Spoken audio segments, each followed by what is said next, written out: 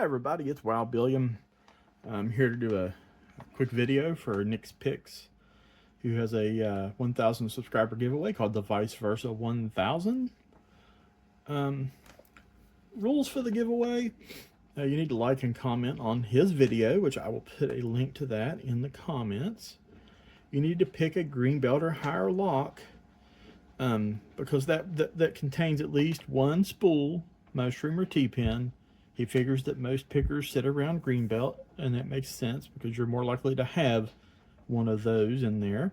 You must display counter rotation. Hooks only. You must single pin pick. You can't be trying to rake or use anything, do anything like that. The one caveat here is you got to pick pins up and pins down. Can't let the lock leave the screen. You know, you don't want anybody to think you've swapped anything out. And you got to give a shout out. So we'll go ahead and give this a try. Oddly enough, we people in the US tend to pick pins up, but I actually taught myself to pick this one pins down before I even knew about the contest. And you got to display that counter rotation. So I'll display that on the pins up because you can see my hands better.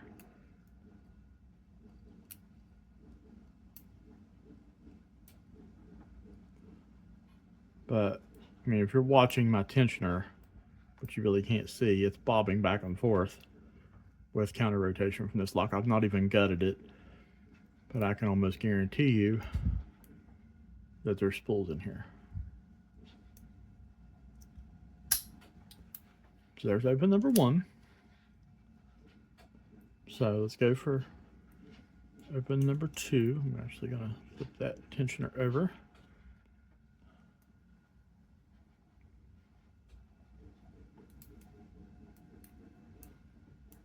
I mean, it's pretty obvious if you're watching here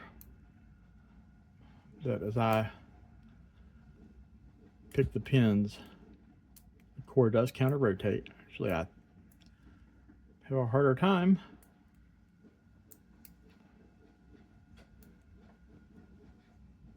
picking it in this orientation.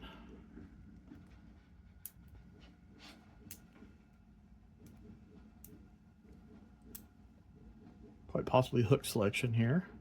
I'm using the Moki flat medium.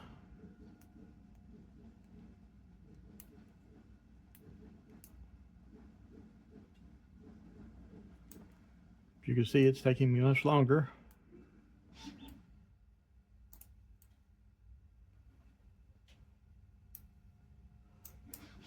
I did forget to mention that this is a Lockwood 334B45. Lockpicker bench is who I bought it from. They said it's blue belt. I haven't gutted it. I'm going to trust them, but the minimum it would be was green anyway.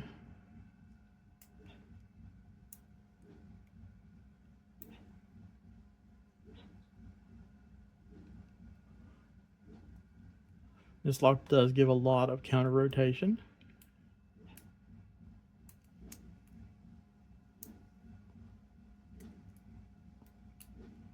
Feel like I'm missing one pin in here. There we go. But in the interest of I haven't gutted this yet, let's have a little fun and gut the lock. So here down in the shackle hole, there is a Phillips screw. Said I haven't gutted this. I'm pretty sure it's got some Loctite on it. A little rough to get started. There we go. Yep, definitely some Loctite in there. Spin our pinning tray around. Being a Lockwood, it's a kick cylinder inside of with a little holder on it.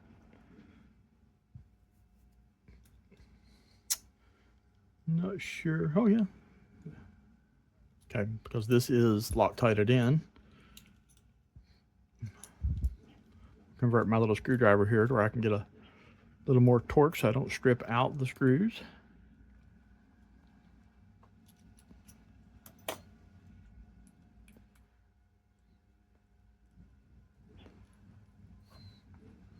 And this lock is so relatively new to me that I don't even have haven't even put a key tag on my keys yet to label the lock so I can keep track of it.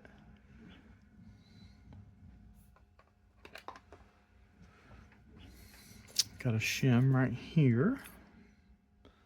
And I'm not sure what size follower I'm going to need. I'm going to guess a 12 or a, that was a 12. Let's try a 13mm follower.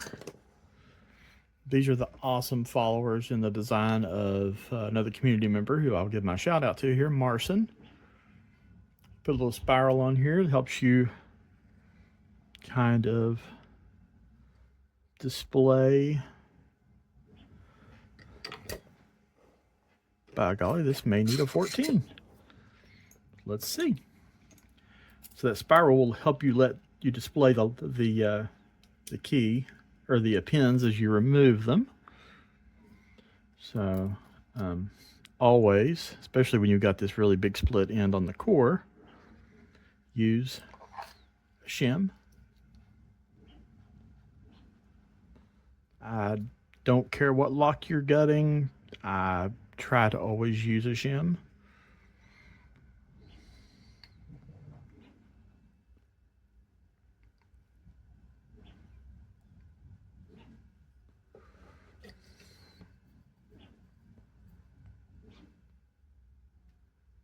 It was the 12 or the 13. So this guy is a 6-pin cylinder, but it's only pinned to 5. Let's go ahead and dump our pins, our key pins.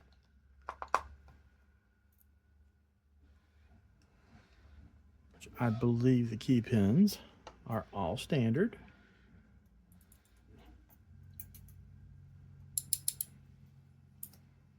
Come on. You can tell this one's never been gutted. Yeah. There is number 4, which is a standard. Number 3 is a standard.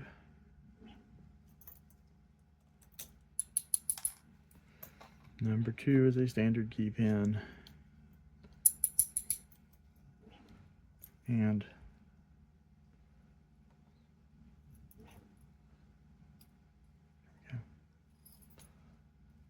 the number 1 key pin is also standard. But let's get over here and take a look at this awesome follower in action. Hopefully I do this correctly. I have not used these maybe one time since I printed them. But this little spiral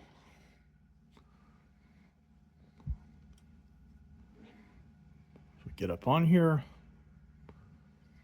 will let you slowly display the pin as you turn it. Get a hold of that. Number 1 is a spool. Number 2, also a spool. Number 3 is a spool. Number 4 is a spool. And number 5 is a spool. So we definitely hit all of our criteria. My shout out again is to our good friend in the community, Marson, who hasn't been feeling well here lately. So get well, Marson. Give you a close-up of these pins really quickly. As you can see, we got 5 standard key pins and then 5 what we call thinner lipped spools. Gives a nice little challenge. It's a fun lock. Highly recommend, even though they're a little pricey, to get yourself one if you're making an order from Lockpicker's Bench. They're a fun lock to pick. Quite enjoying it. And I hope you all have a fantastic weekend this weekend. If you're just now watching this, this is Thursday, April 2nd. So no April Fool's jokes here. And have a great weekend.